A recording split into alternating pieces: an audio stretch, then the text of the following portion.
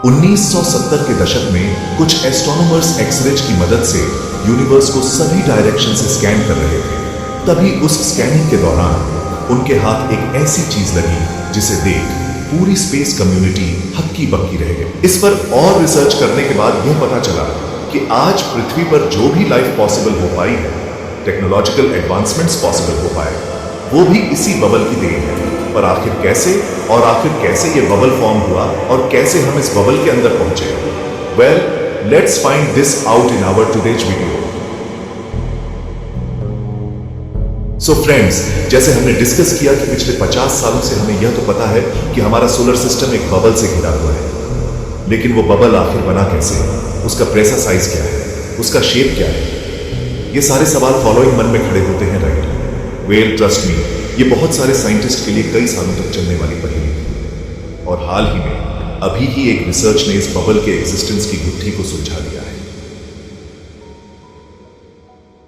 So basically centre for astrophysics CFA की data visualisation expert Catherine जकर ने सोचा कि क्यों ना अपनी टीम को साथ लेकर मिल्की वे के ओरियन आर्म का एक 3D मैप बनाया जाए। आखिर हमारा सोलर सिस्टम भी तो इसी आर्म में स्थित है और सोलर सिस्टम के अराउंड बबल जैसा कुछ है या नहीं, ये भी हम इस चीज से पता लगा पाएंगे और यूनिवर्स की और भी कई सारे राज at the same time simultaneously खोज पाएंगे। सो अब उनके सामने ये सवाल खड़ा हो गया कि आखिर करें कैसे? वेल, इस काम के लिए उन्होंने यूरोपियन स्पेस एजेंसी ईएसए के गाया स्पेस ऑब्जर्वेटरी की मदद ली। ऑब्जर्वेटरी इतनी पावरफुल है कि आंखों को दिखाई देने वाली लोएस्ट फेंटनेस से भी 4000 गुना ज्यादा फेंट ऑब्जेक्ट्स की पोजीशन एक्यूरेसी के साथ ये नाप सकती है। In simple words, just to put this into perspective, आप 1000 किलोमीटर की दूरी से एक ह्यूमन हेयर का डायमीटर तक इससे नाप सकते हो और इसी की मदद से फाइनली जकर और उसकी टीम को ओरियन आर्म 3D मैप बनाने में सफलता मिली। तब इस तकनीक की मदद से कैथरीन और उनकी टीम ने उनके 3D मॉडल में सभी स्टार्स और गैस क्लाउड्स की पोजीशन और मूवमेंट को रिवर्स में प्ले किया। तब यह पता चला कि ये जो लोकल बबल है, ये तो सिर्फ अराउंड 14 मिलियन साल पुराना है और इस बबल फॉर्मेशन की शुरुआत यूनिवर्स में हो रहे स्टार फॉर्मेशन से हुई। कहने का मतलब यह है कि आज जहां पर यह बबल मौजूद है, वहां पर पहले 15 मैसिव स्टार्स हुआ करते थे और जब वो अपने लाइफ साइकिल के अंतिम चरण तक पहुंचे, उन्होंने एक एक करके सुपरनोवा एक्सप्लोजन में फटना शुरू कर दिया। नाउ जस्ट इमेजिन एक पाउडर से भरा बॉल है जिसके बीचों बीच हमने एक बॉम्ब रखा है। अब जैसे ही वो बॉम्ब फटेगा, उसके आजू बाजू में मौजूद पाउडर बाहर की तरफ फेंक दिए जाएंगे, राइट? और बस यूनिवर्स में भी कुछ ऐसा ही हुआ। फर्क सिर्फ इतना था कि यहाँ एक नहीं बल्कि 15 बम्स फटे, आई मीन स्टार्स। तो अब इमेजिन करो कि इससे कितनी भारी मात्रा में गैसेस और डस्ट बाहर की तरफ पुश हुए होंगे। इसका अंदाजा आप लगा सकते हो। 15 सुपरनोवे में से इतनी भारी मात्रा में एनर्जी बाहर निकली कि उसने उस पूरे रीजन में मौजूद इंटरस्टेलर मटेरियल को बाहर की तरफ पुश किया और उस रीजन को पूरी तरह से खोखला कर दिया।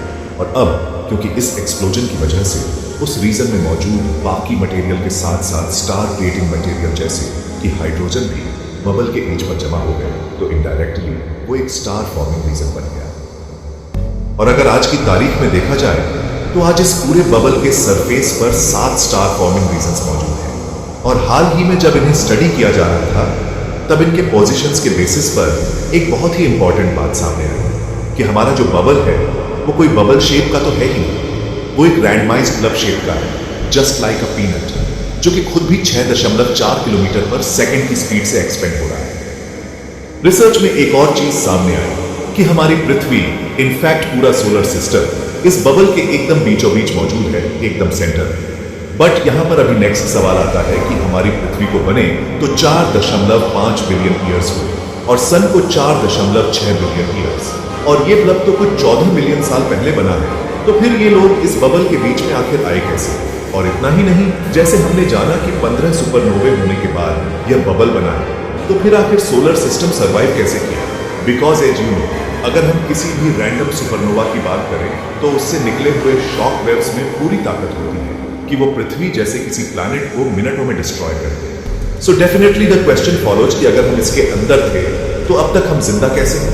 अगर ये क्लेम आपको यहां तक बिलीव नहीं हो रहा, तो वैज्ञानिकों का एक दावा है कि इन्हीं सुपरनोवा ने एक्चुअली लाइफ को पृथ्वी पर पॉसिबल भी किया। एंड इसी की वजह से आज के तारीख में हम टेक्नोलॉजिकल इतने एडवांस तक हो पाए हैं। पर आखिर कैसे एक बबल मिनटों में सब कुछ तबाह कर सकता है और सब कुछ पैदा भी कर सकता है। वेल, सब कुछ कंफ्यूजिंग सा लग रहा है, right? This is the beauty of nature. आइए एक एक सवालों के जवाब मैं आपको देता हूं। वेल फ्रेंड्स, अगर सबसे पहले हम सन के पोजीशन की बात करें तो देखो, it's just a coincidence.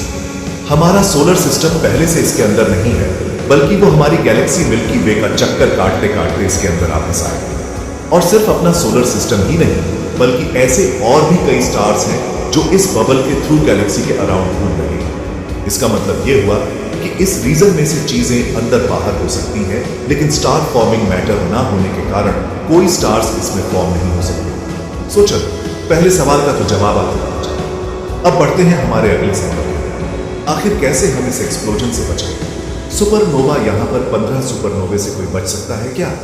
Well, we ओनल नो कि सुपरनोवा से निकलने वाली रेडिएशंस कोई नॉर्मल कॉस्मिक रेडिएशन नहीं होती है, जिसे किसी की भी प्लैनेट का एटमॉस्फेयर आसानी से फिल्टर आउट कर सके। इन कॉस्मिक रेडिएशन का एक लीथल डोज सन से निकलने वाले रेडिएशन से कई गुना ज्यादा पावरफुल होता है। और अगर पृथ्वी पर इस वक्त गिर गया तो वो ओजोन लेयर से पास होने के बाद भी इतना पावरफुल होगा कि पृथ्वी पर रहने वाले हर छोटे से छोटे जीव कुछ मिनटों में ही तबाह हो जाएंगे। बट लकीली जब पहले 13 सुपरनोवा हो रहे थे, तब हम इस रीजन में मौजूद ही नहीं थे और इसीलिए पृथ्वी पर इनका कोई असर नहीं हुआ। और उसके बाद अगले 2 सुपरनोवे के वक्त भी हम उनसे 300 लाइट ईयर्स दूर थे और इसीलिए ज्यादा कुछ इंपैक्ट हम पर नहीं हुआ। मतलब हम ऐसा कह सकते हैं कि हमारा सोलर सिस्टम बाल इन 15 सुपरनोवे से बच गया और हमें सिर्फ इन सुपरनोवे से निकले डस्ट और गैसेस का ही सामना करना पड़ा, जो कि हमारे लिए काफी ज्यादा फायदेमंद साबित हुआ। आई नो, फर्स्ट टाइम सुनने में ये लॉजिकल लगेगा, बट डैड जी हुए थे और इंटरेस्टिंग, हमारी पृथ्वी पर आखिरी आइस एजेस भी उसी वक्त हुआ था, which led to mass extinction। और इस तबाही में पृथ्वी पर मौजूद लिविंग ऑर्गेनिजम्स का काउंट धीरे धीरे कम होने लगा था, जिस वजह से फिर एक बार हरी भरी पृथ्वी खंड रही थी। बट ऑनल थैंक्स टू सुपरनोवा, जिसने पृथ्वी को एक और बार उभरने का मौका दिया। बेसिकली सुपरनोवा से निकले हुए डस्ट ने पूरे अर्थ के सरफेस को आयरन से भर दिया। और अब क्योंकि आयरन के पास यूनिक प्रॉपर्टीज का कॉम्बिनेशन होता है, जिससे वो अपनी आउटर शेल में मौजूद एक इलेक्ट्रॉन को गेन करके या फिर लूज करके मल्टीपल रिएक्शंस फॉर्म कर सकते हैं। आयरन की इसी प्रॉपर्टीज को यूज करके अनऑर्गेनिक सेल्स में बायोकेमिकल प्रोसेसेस की शुरुआत हुई, जिसके मदद से मेटाबॉलिक प्रोसेसेस जैसे कि डीएनए सिंथेसिस और cellular energy generation rapidly increase होने लगा।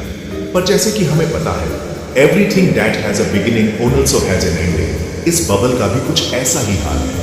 इस बबल का एक्सपेंशन रेट वक्त के साथ साथ कम होते जा रहा है, यानी फ्यूचर में ऐसी पॉसिबिलिटी है कि बबल का एक्सपेंशन रेट पूरी तरीके से रुक जाएगा और फिर एक बार यह बबल गैलेक्सी में घुल जाएगा। पर इस प्रोसेस के लिए अभी आज से कई मिलियन साल लगेंगे और शायद तब तक हमारा सोलर सिस्टम ही इस बबल से बाहर निकल जाए। पर इस बात में कितनी सच्चाई है और कितना झूठ, इस पर अभी भी रिसर्चेस जारी है। साथ ही साइंटिस्ट यूनिवर्स में मौजूद और भी ऐसे बबल्स को खोज रहे हैं, सो दैट हम मिल्की वे की हिस्ट्री और गहराई में जाएं। लेकिन फ्रेंड्स, अब आता है कहानी में एक ट्विस्ट। मिल्की वे में ऐसे और 3 बबल्स मौजूद हैं, लूप 1, लूप 2 और लूप 3।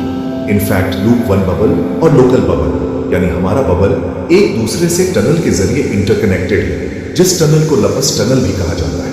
अब यहां पर सोचने वाली बात यह है कि क्या ये दोनों बबल्स आपस में हुए इंटरेक्शन की वजह से कनेक्ट हुए हैं, या फिर यह एक ही बबल है जो अभी 2 पार्ट्स में डिवाइड हो रहा है। आपकी इस पर क्या राय है? लिखिए अपना जवाब नीचे कमेंट सेक्शन में। और अगर इस वीडियो से आपको कुछ भी नया सीखने मिला तो एक लाइक जरूर